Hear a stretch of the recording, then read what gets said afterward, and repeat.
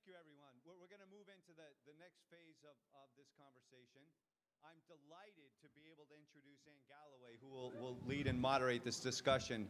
And thanks to her, both for the support of VT Digger for this event, but also for her amazing efforts. You know, she has poured her life and heart into making VT Digger a success at a time when, as we all know, journalism and media is under major strains from so many different ways, and steadfast commitment to having good, strong, valuable journalists with integrity in the state has been an amazing contribution to our democracy here in Vermont. I also deeply appreciate her willingness to moderate this coming panel and to take time away from her busy schedule to be with us. So with that, Anne Galloway. Thank you.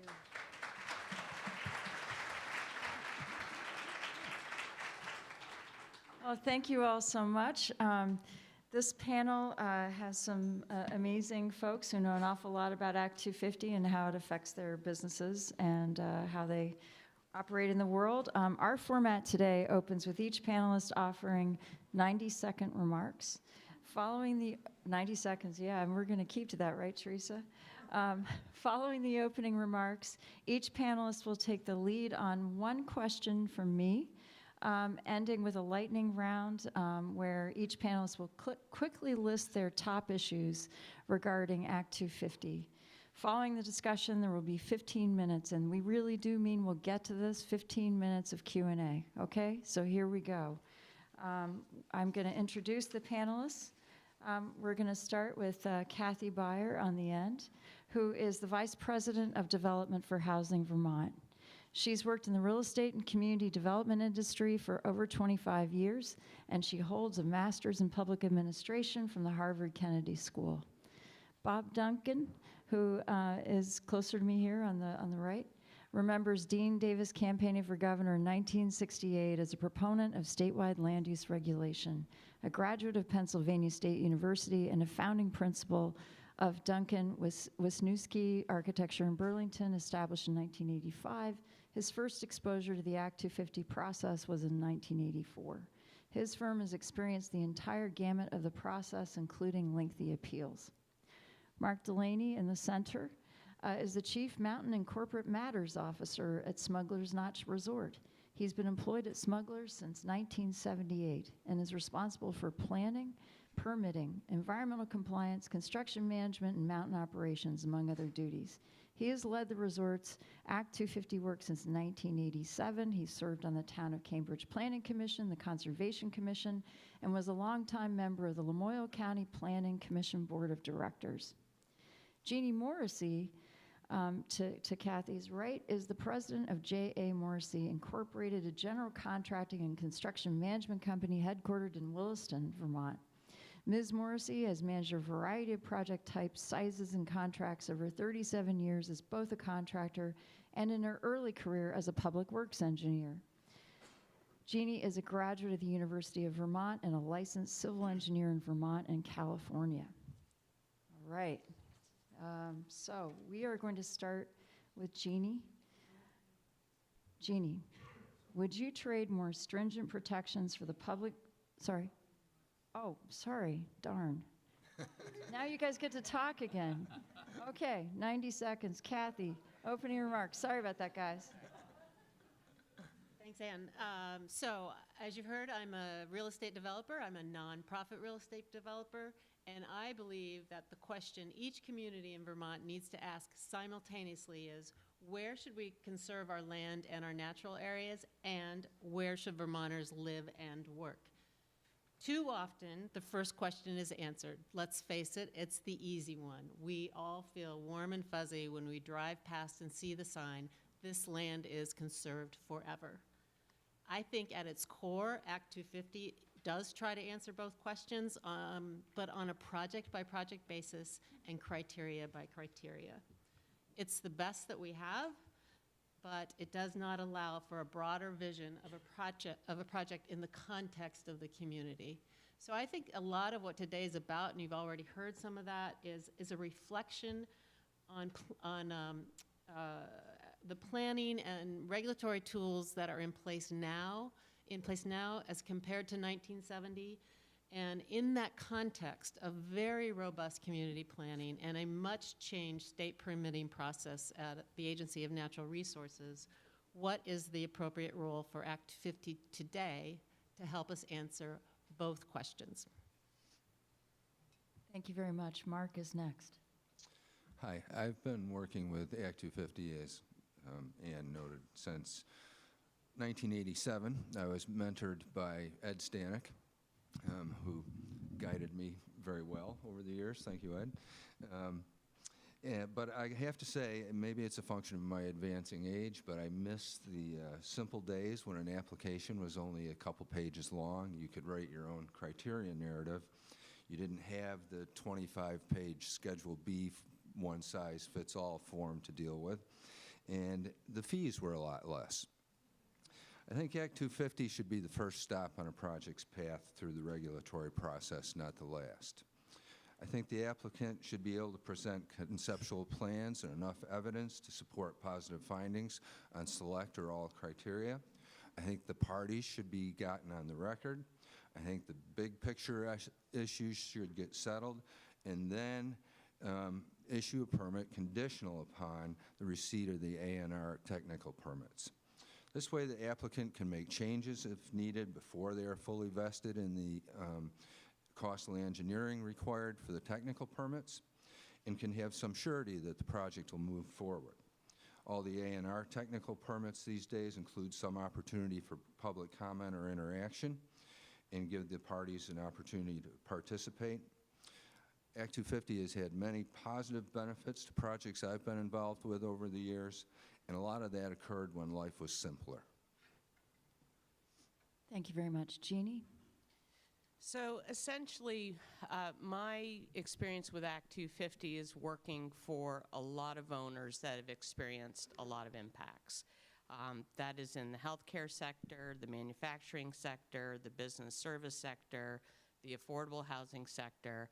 And as a Vermonter, not as a contractor, but as a Vermonter, I have to say that the complexities of any law, and I think it's the price of democracy is that laws are complicated, is that the more time that passes between when a law is enacted and the current time you're in, the greater the distance from the original intention of that law.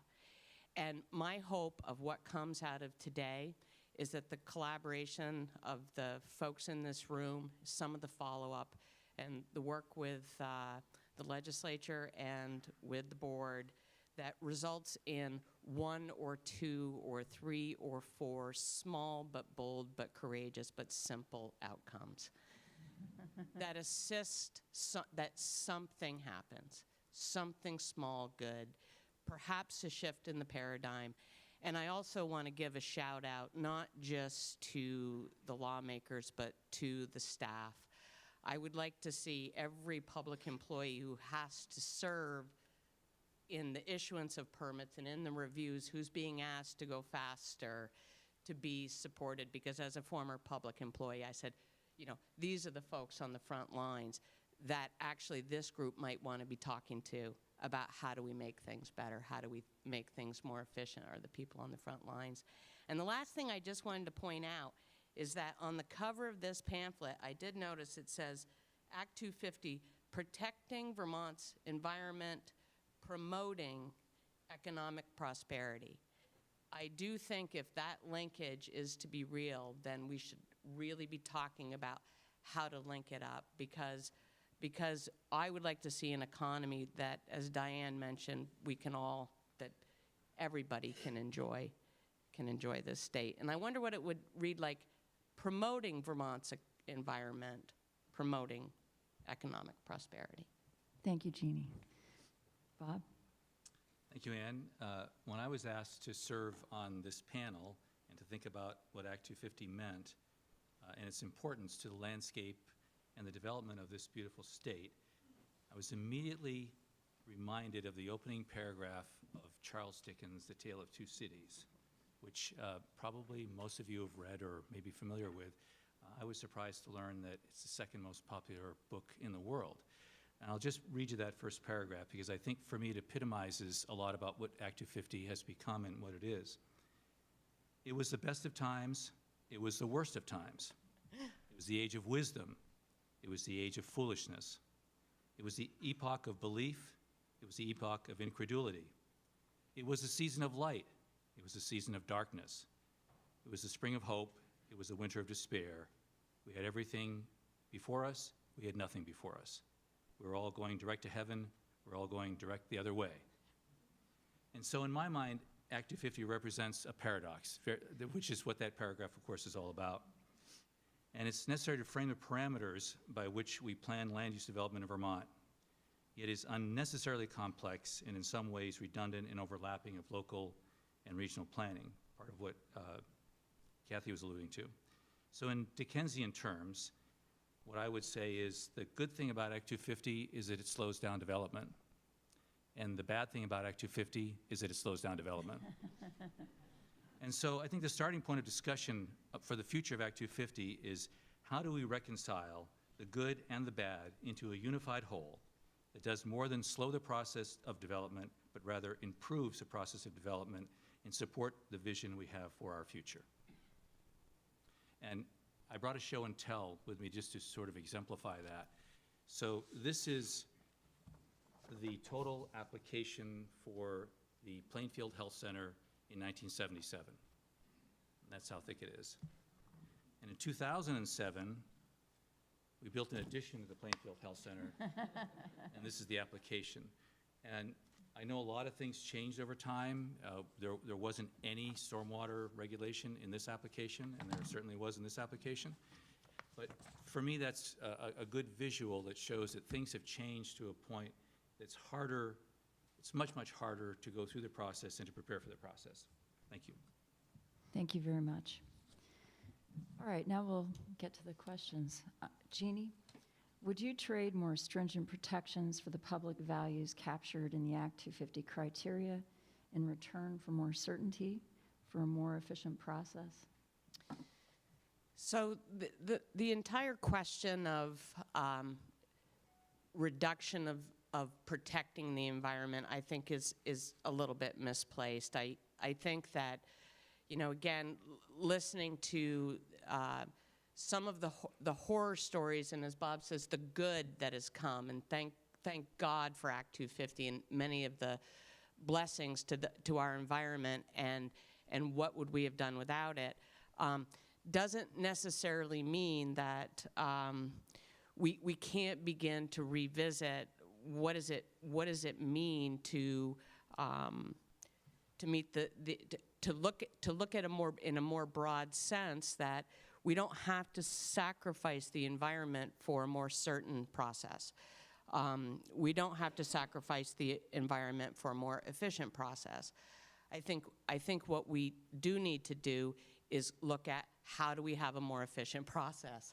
How do we have a more certain process? And the four of us have talked amongst ourselves about a variety of different ways to begin to look at that. But in part, I wanted to offer an example of an experience I had last week where I met an owner who has a business that is about to explode in Vermont, and it is a sustainable business. It's an awesome Vermont-based business who wanted to purchase a piece of property in a downtown, so the employees could walk to work.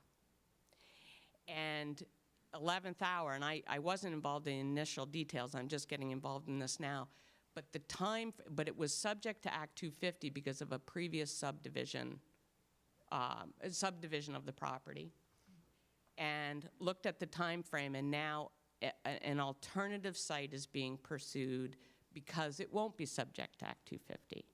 And so I was looking at this and I was saying to myself, wow, is that a less stringent protection of the environment, or is that an aspect of that is not captured in the process? Because we can calculate the impacts, we can regulate certain things, we can promote certain things, we can measure energy consumption. There's a whole lot of things we can do. But there are also other things, and that can be calculated that are good for the environment. And so for me, I would like to see that the mindset that, no, we don't need to sacrifice anything for a more efficient process or a more certain process, but we may have to change things. And I know that the board is working on that now, whether it is the process, the timing, the flow chart, but for a private sector owner to make a decision about buying a piece of property with the uncertainty for them to make an investment, it is extremely difficult. And so anything that can be done to look at creating exemptions where you may have an Act 250 circumstance where it would apply, but maybe we look at the parameters and say, we are getting so many of the things that we wanted. This is an anomalous situation. Maybe there's a quick turnaround hearing board. Maybe there's a way to shift things. And I'm not expecting this overnight, but I'm thinking anything to accelerate things without giving something up should be enacted first. Okay, next question is for Kathy. What changes to Act 250 would make it easier to invest in town centers and villages?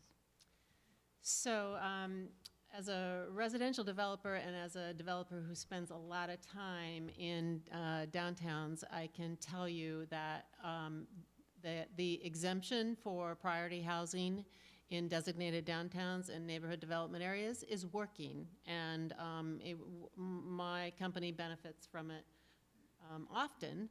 And I know for some people, they think, oh, an exemption from Act 250, you know, why does this keep happening? It's not a good thing. But actually, I believe these exemptions are exactly tied to what we want is where we have extensive community planning around the designated downtown, around neighborhood development areas, and because of that, we have this exemption from Act 250. I actually think it could be expanded beyond priority housing projects because of the amount of planning that goes around those designated areas. That, for me, is the biggest incentive for developing in downtowns, and I will tell you, developing in a downtown is one of the most expensive and risky things that we do. In a downtown, it's not unusual to find out there's a misunderstanding around where the property lines are about a parcel that has been in use for over 100 years. There's challenges around construction, as Jeanne can attest to, where you're trying to develop on this tight site. There's no room for staging. There's truck traffic. You have to close down the public sidewalk. It's a really challenging thing to do to develop in a downtown. And sometimes there's aging municipal infrastructure where the town actually wasn't quite sure where that stormwater line was or where that water and sewer line was. That complicates things. So it's a challenge, and there are a long list of incentives. I actually went online, and there's a spreadsheet with a list of incentives. So I think it's an area that both the state has done a good job on encouraging this, and I would just say keep at it, because it is challenging, but it is where our Vermonters should be living and working. Thank you. Mark, would you be willing to consider increasing Act 250 jurisdiction in areas where there's a strong public interest in conserving the land in return for reduced jurisdiction in village centers and downtowns? Well, I can certainly support reduction of Act 250 jurisdiction, especially in village centers and downtowns as part of a comprehensive package of incentives that are offered to encourage development and renovation in those areas and prevent sprawl, providing the community has appropriate planning and regulatory processes in place. I think we should evaluate which criteria are better handled at the municipal level and delegate that review to them. However, coming from a ski area, my initial reaction is to increasing jurisdiction is negative. I tell most of my staff, as I mentioned to Diane earlier, that if we want to sneeze at a ski resort, we need an Act 250 permit for that. However, I think Act 250 has proven itself to be a thorough and comprehensive process. Good project planning and development should be rewarded, not impeded.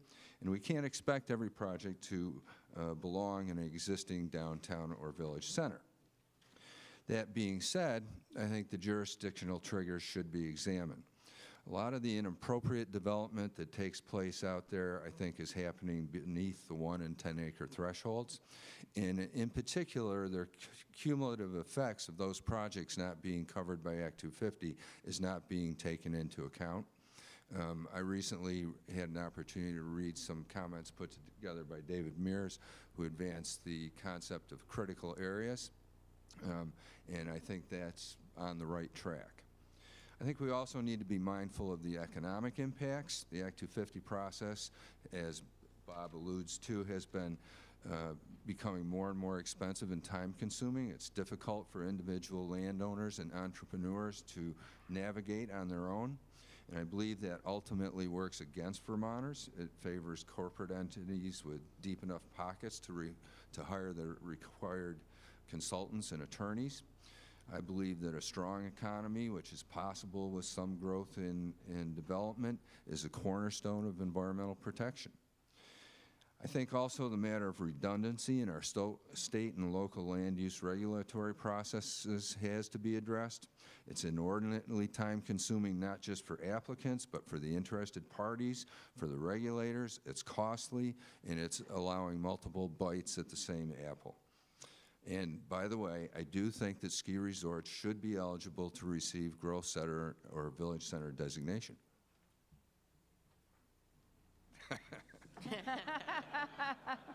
Okay. Think anybody was going to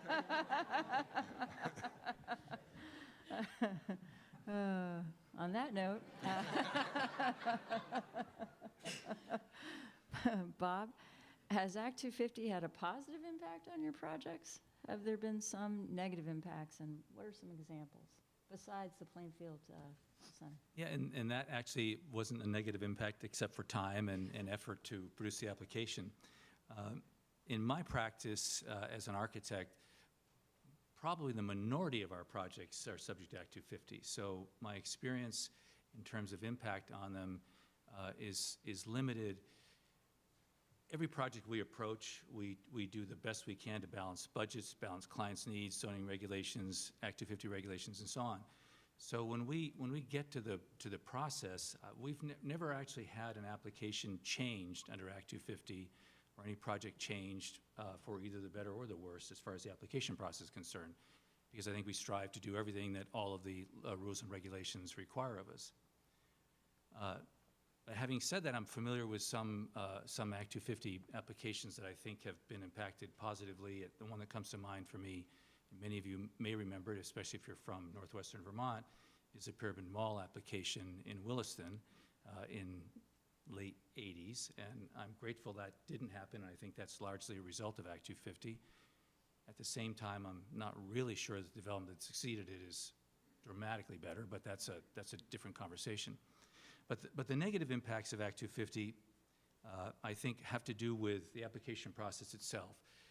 As I showed in my show and tell earlier, an application process, 25 or 30 years ago was the equivalent of a 15 or 20 page term paper that probably everyone in this room has had to do multiple times.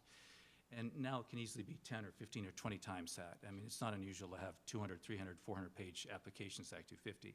So it has become a complicated process. And that has cost, that has time, that in terms of the application process itself, having to show service to multiple municipalities and governing boards and DRBs and planning commissions and so on, all adds a burden that I think and I hope we can come up with a way to simplify.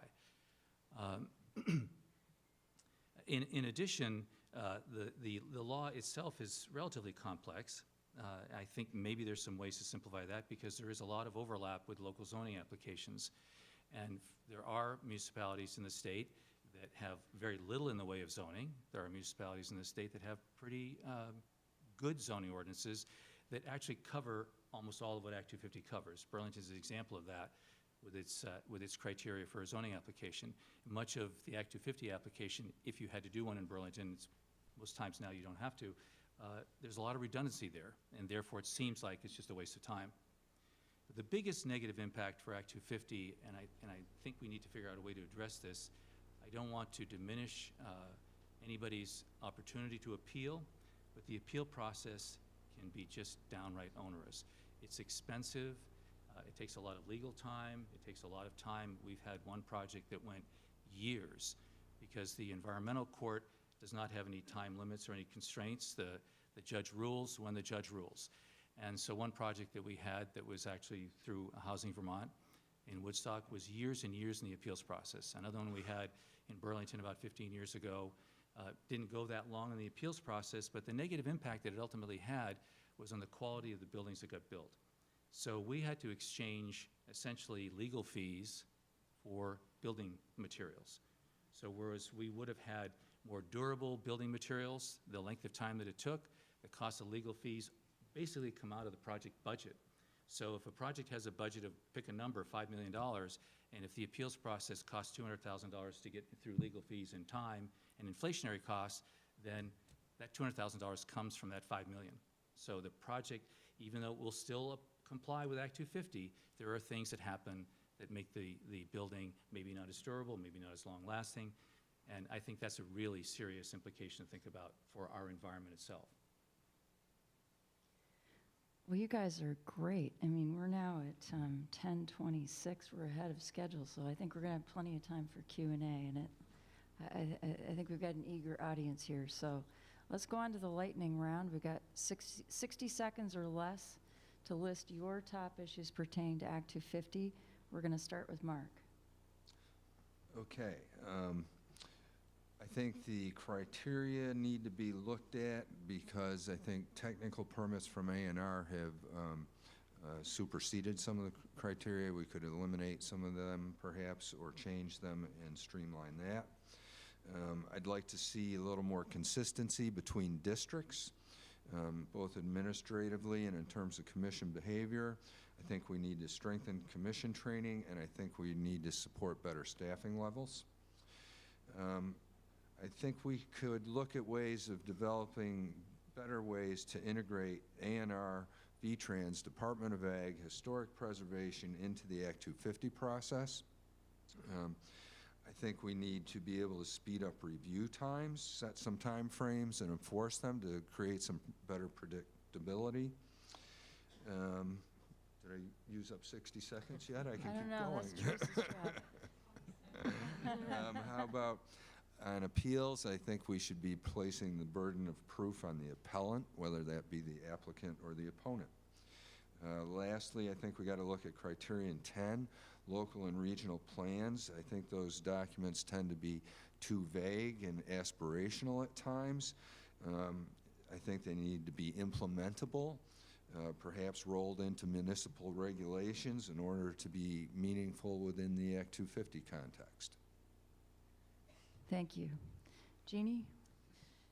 Essentially, I think that the most important thing is to look for the most immediate change for simplicity. What can come first so that this doesn't become an ongoing conversation? But is there a way to have quicker turnarounds on administrative work, whether that be a staffing increase? How much can we do quickly? I also, I'm not sure I know the how, but I do believe that, inside of some of Bob and what Mark have said, that, and some of what Kathy said about the incentives, that we do have a lot of very good players in Vermont. We have a lot of very good owners, a lot of very good architects, people who are willing and ready and desirous of meeting the spirit of the law on their own. And just to be revisiting Act 250 from the sense of how protectionist it is and how fearful of the bad guy it is, and look at, is there actually such a way as looking at not just protecting against the bad guy, but also looking how to reward the good guy, whether that is increased exemptions or an accelerated process for somebody who has a complete application, or shifting around the burden of liability of proving. But mostly I think that we need to begin to view ourselves as a whole, because at the end of the day, the environment is very important. The economy is incredibly important. For every dollar spent here, it has to be seen as a holistic dollar. Thank you very much. Bob? So for me, I think the main point is simplicity, and I don't know exactly how we get to that, but I think there are ways to do that. One of the examples that is in Act 250 Criterion 9F, which is energy conservation. So if it's an Act 250 application, has to actually be 10% better than the energy codes that have been implemented in Vermont. And I really struggle with that because I think the energy codes that we have are at least adequate. We always strive to do much better than the energy code in any project that we do. And I don't think Act 250 should be any different than any other project in Vermont. If we think as Vermonters that we should have a code that is stricter than what's been adopted for Act 250, then we should uphold all projects to that standard. So I don't think we need to make something a bigger threshold for Act 250, which leads me to my next point, which is I don't think Act 250 should be seen as a burden. And right now I think in many avenues it's seen as a burden. It's seen as something I have to get through. It's a long process and so on. Act 250 should be something that we hold dear, and because it is important to our land use planning and to what the state that we want it to be. And I think we need to come up with a way to perceive Act 250 as part of a process that really benefits us all instead of as a hassle for some. Thank you. Very pithy. Okay, Kathy. So I'm going to suggest something that's kind of takes on the holy grail from the original language of the 1970 law that jurisdictional threshold for housing is 10 units or more. And I would suggest that in 2018 is that the appropriate threshold for housing, particularly if we look at communities with extensive planning and in particular in comparison to the commercial threshold, which seems to be, there doesn't seem to be equity there. The impact of 10 units of housing versus how you trigger Act 250 on the commercial side. So I actually think that is a place that we could have a discussion. And the second area is what I've mentioned is just how do we continue to emphasize this link between planning and the Act 250 process. I know we'd all like to go back to or lament the fact that the state land use development plan was not passed, and that if only that had happened, things would be so much better. I'm not sure about that, but let's celebrate what we have today and see if we can continue to strengthen those links between our planning on the community level and the Act 250 permit process. Thank you very much. Let's open it up for questions.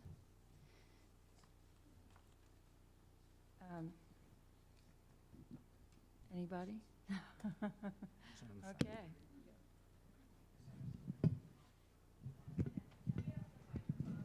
Okay, good.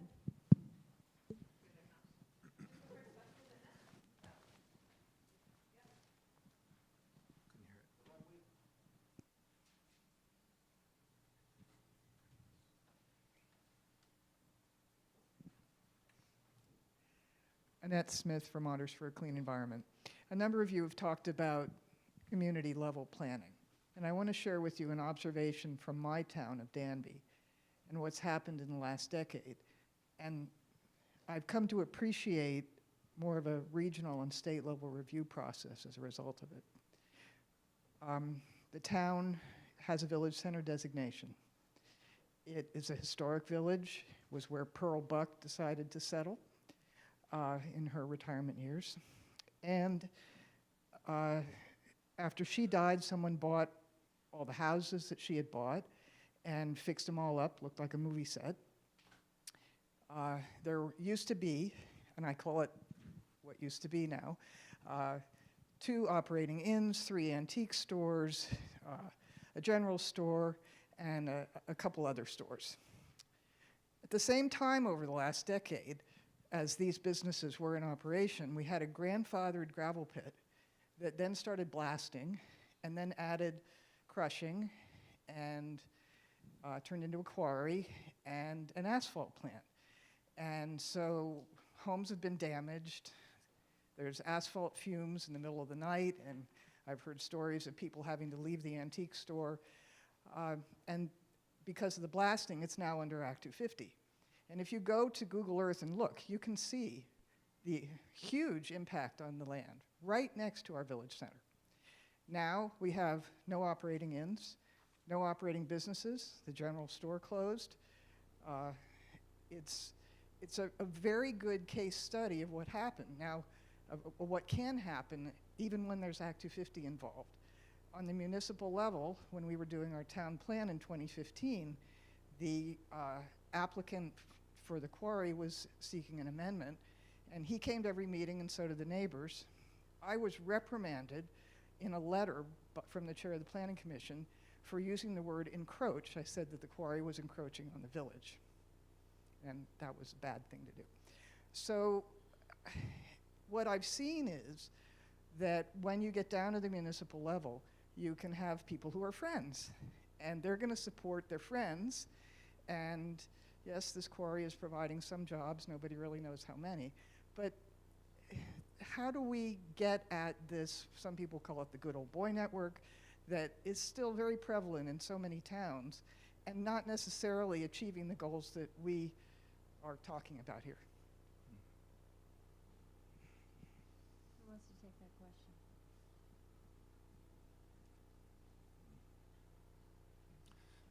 Well, I think one thing I would say is that I think that's where Act 250 has an important role, in that it's a regional approach as opposed to a local approach. I did a lot of outreach since my permitting and Act 250 experience is pretty narrowly focused over the years on smugglers specifically. I reached out to a lot of people in preparing for today, and a lot of what I heard was the redundancy issue, which I alluded to previously. But I also heard a lot of people saying that they thought that the level of expertise and the level of bias at the local or municipal level tended to be greater. I'm sure that can vary widely from town to town, but perhaps that's where Act 250 can play a stronger role, and we can perhaps roll back some of the local and municipal regulatory processes. So in your case, was the expansion of the gravel pit, which is essentially, I think, extraction of earth resources, was that not, were you not at an Act 250 level hearing for that, where you were experiencing some of this? Uh-huh. Yeah. Yeah. Mhm.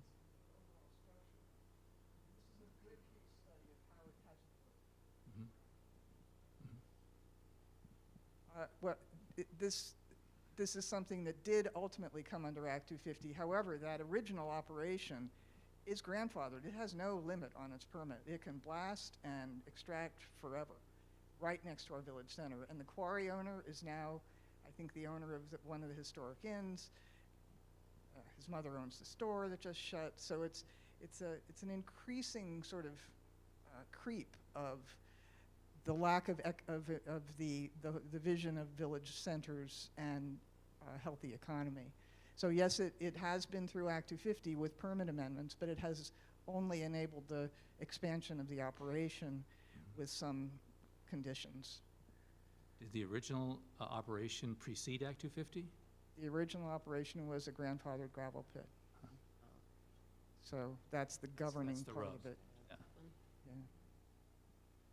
So this is another issue that I think we all need to look at, is what things have been carved out. The slate quarries are not under Act 250. Extraction, obviously, is a big impact on communities, and we have a lot of it in Rutland County. And I think our district commission is very good at dealing with these impacts, but this is a very odd situation, and one that I'm just watching, also on Route 7. This is another, I think, larger issue for the state is that our rural communities are dying.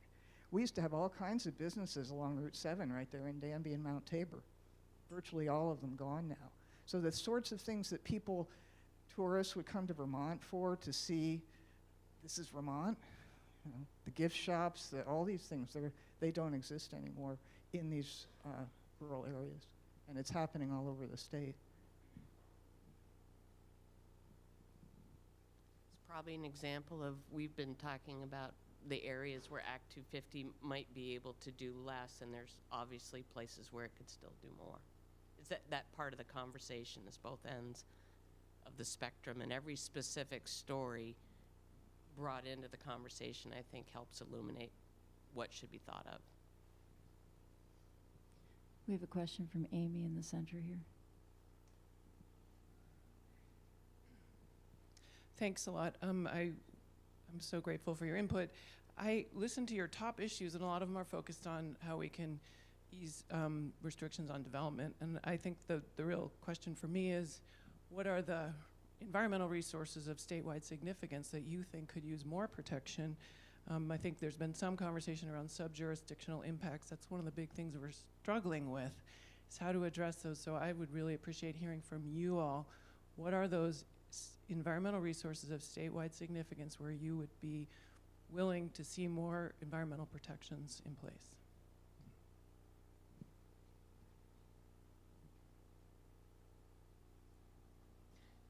So from my perspective, what I would like to see is preservation of open space and focused development in our downtowns and our villages. The strip development that we see happening all over the state, and it happens in pretty much every community, and more of it's happening at interstate exchanges. I think those are unfortunate patterns of development, and some of that is subject to Act 250 and some of it isn't. When I talk about simplicity in Act 250, it's not necessarily to make development easier. It's, I think it's to make development better, but also to make it less costly, to improve the process so that it's more predictable. I think that I actually had someone in Act 250 level talk to me about how, 96 or something % of Act 250 applications get approved, and that's probably true. I think there are a lot of applications that never get made because they may not make it through, or a person doesn't perceive the ability to actually have the funds to get through Act 250 process. So I think that what that means to me is that if most applications get approved, and they get approved more or less as they were submitted, then I wonder what the process is really doing for us. Because for me, I don't see design improvements through Act 250 in terms of the buildings. I don't really think the buildings are necessarily better designed, or as they're approved, they're better designed or impacted positively. So I just wonder what Act 250 is really ultimately doing for us if 98% of the projects get approved, and many of them without much of any substantial changes. So does that just mean that it costs money and it takes time, and if you have money and time, you can get a project approved? That's a question that I have, because I don't really, I wonder what positive impact in many cases Act 250 has on application other than to slow it down. And I think that one of the things about Act 250 that it does do, and I alluded to that earlier, is that the good thing is that it slows down development, and the bad thing is that it slows down development. And I think that helps in the economic swings that we experience. Other states in boom times are doing project after project, and things are happening, and then all of a sudden there's 50,000 square feet of commercial space that's vacant. Act 250 does have a modulating impact on development in the state that I think prevents a lot of that from happening, and I think that's a fortunate part of Act 250, is that it does help to modulate development. I don't want to have my comments misconstrued as saying that I want to see this change so that development can happen, more development can happen, or it can happen faster. I just would like it to be more predictable and more efficient and cost less for clients and ultimately for all Vermonters.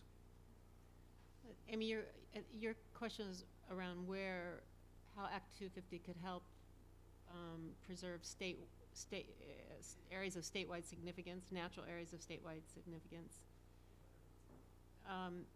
It's interesting. I'm not sure that's a role Act 250 can take on all by itself. You know, I think, I'm sure every one of us in this room can think of that natural area in your community, or the place that you go to that's important, and the protection of those resources, I think, can't just be a regulatory protection. It's a conversation we have to have in a broader level, which I think Vermont, maybe I'm naive, but I think Vermont does a pretty good job of it through either our land conservation efforts,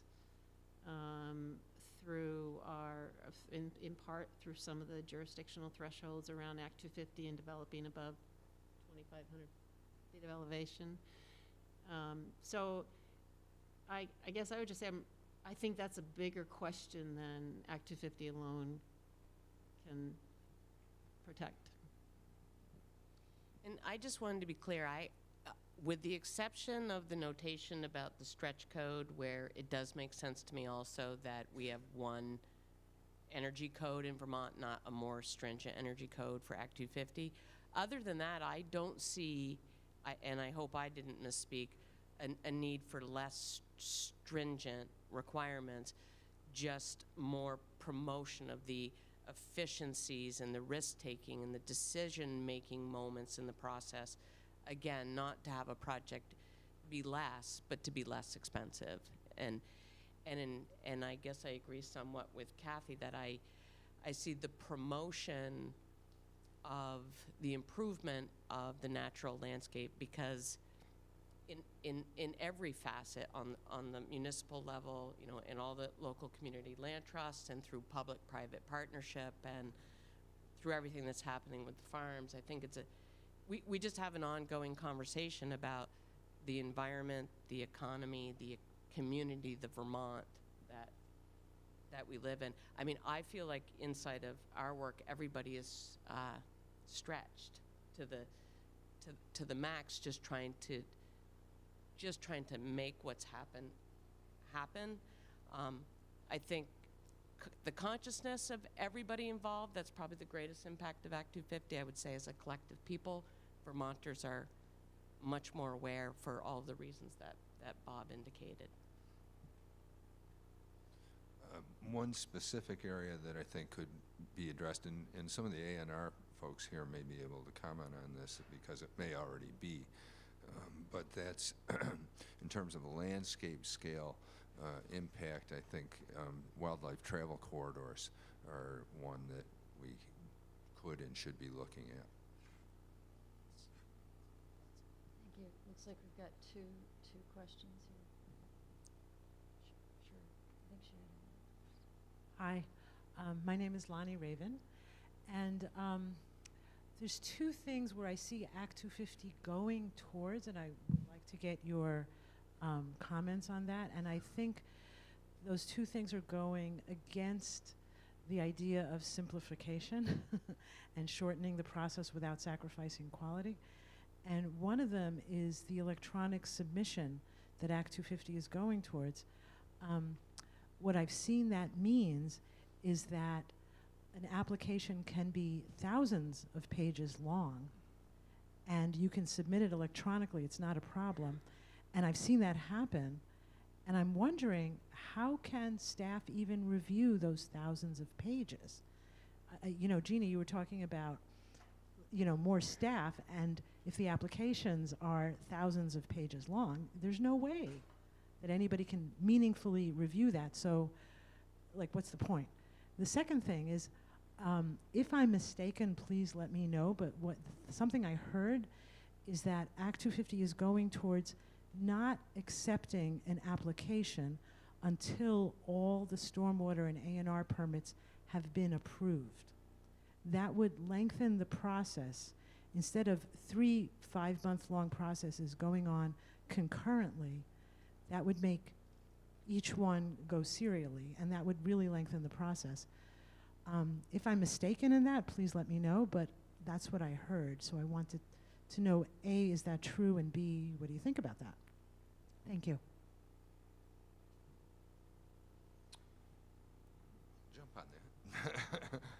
I believe it to be true, and I am, that's why I say I really think that the A&R technical permits should be made conditional, that you should be able to get your Act 250 permit conditional upon receipt of the A&R technical permits. I think the applicant should be able to run concurrent applications, or at least get some surety from Act 250 before they invest the money required to get those technical permits. And I do want to reiterate, I believe most, if not all, of the A&R technical permits nowadays require a public notice process and can invoke a public hearing.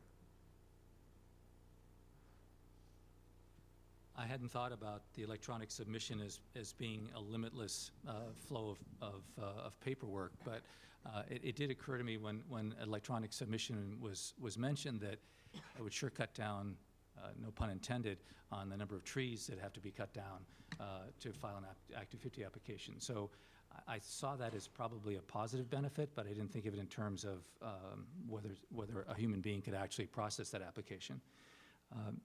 My understanding of the A&R stormwater receipt before the Act 250 application was that there was a guarantee of time for the issuance of the Act 250 permit once you had all those in place. And maybe I'm mistaken about that, but I thought there was a mention of a 45-day turnaround time for the permit once you had your A&R and stormwater permits in place.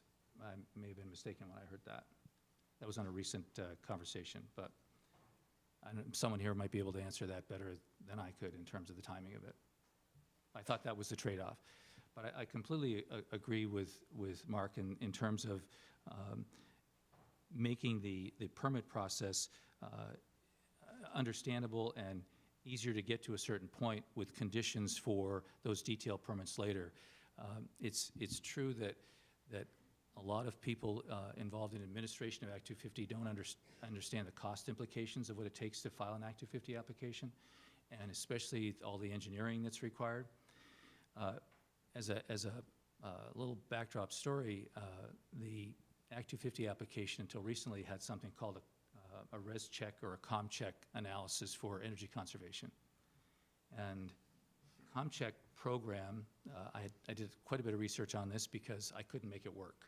Whether I lied to it, whether I told the truth, it could never prove that we were 10% better than the code. And yet I knew our project was 25% better. And so we worked and we worked and we worked, and I thought, well, maybe I'm just an old guy. I don't really know how to run this program. And so I gave it to the millennials in the office and said, you do this. And they did it and came up with the same bad result. So I contacted the people that wrote the program in Oregon, and they wouldn't tell me how much the state of Vermont paid. They just said the state of Vermont paid a lot of money to customize this program for its own particular use. And I had the person who actually wrote the program on the phone with me, and I'm going through this, and I'm pointing out to her how I'm putting in the data, but it's not coming out with the information that you would expect at the end. So that's really odd. It should work for you, but I can see I'm doing it here, and it doesn't work.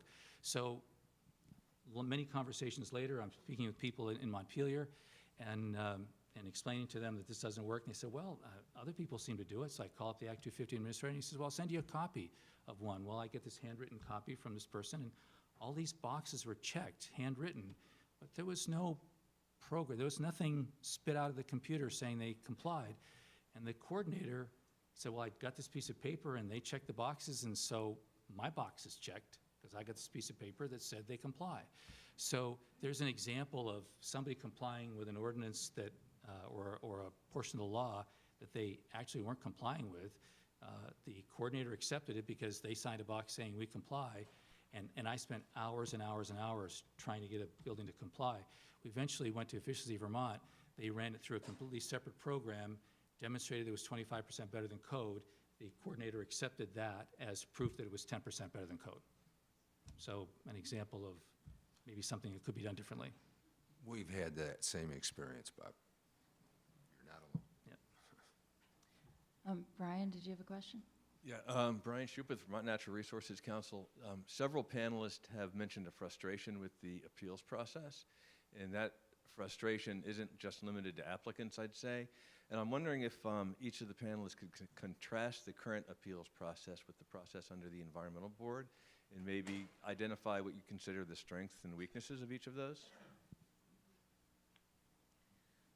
I'll start. Housing Vermont has been through several appeals of our affordable housing projects, including the one Bob referred to in Woodstock, which took 9 years to resolve, including going to the state Supreme Court. I think I was not a supporter of changing to the environmental court from the environmental board. I believe it has brought the appeals process to be much more, and quite frankly, if I was a citizen, I think it'd be a lot harder to participate in the environmental court process. It gets lawyered up real fast. I would be a supporter of returning to something like a 3-member professional service board who would hear, now remember, the environmental court hears Act 250 appeals, state A&R permit appeals, and local zoning permit appeals. It's a wide range, and I think it's something that could be handled better by a more, not the full 9-member citizen board, but maybe a 3-member citizen board, and I think it could serve both the applicant and the appellant in a better fashion.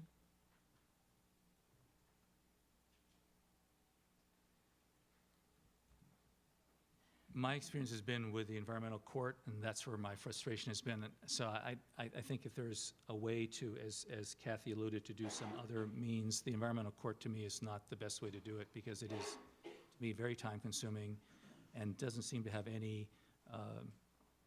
time limit at all. It's at the pleasure of the judge who's reviewing the case. I'm going to have to take a pass on that, Brian, because woo-hoo, I've had very little experience with appeals.